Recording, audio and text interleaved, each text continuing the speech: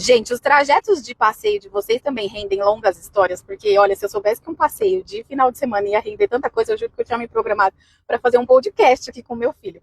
Na verdade, sempre questionando, né? Ele tá sempre envolvido. O menorzinho também, mas o meu filho mais velho é o que mais ouve, o que mais tem curiosidade em relação a tudo que a gente fala, me vê gravando, me vê palestrando, né? A gente tá sempre trabalhando em prol de melhorias de conteúdo. E hoje foi um dia que veio tudo. O que que é herança, o que é luto, né? O que que vem no inventário, o que é o inventário.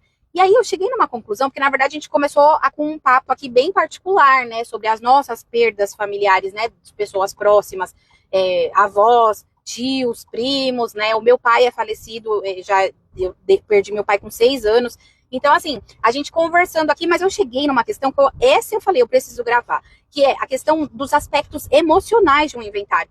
Lógico que, legalmente falando, eu preciso abordar a partilha de bens, a gente precisa abordar a divisão de herança. Mas, conversando aqui, a gente chegou na questão dos aspectos emocionais. A divisão de bens, ela às vezes envolve a divisão de emoções, né? O luto, ele faz reviver questões, disputas, inclusive, de irmãos por conta de uma questão lá da infância, né, se revivendo. São mágoas, mas são afetos, sim. E aí, na verdade, é a última página de uma história, naquele contexto familiar, né? Então, a pessoa, em meio à dor, em meio ao luto, ela tem que ter forças para pensar na burocracia, para dividir bens, mas no meio de todo esse turbilhão de sentimentos. Então, um simples objeto que não tem valor nenhum, mas para aquela pessoa, ela tem um valor sentimental, ou de repente, seja bom ou seja ruim, mas ele tem um aspecto emocional que vai muito além do valor daquele objeto.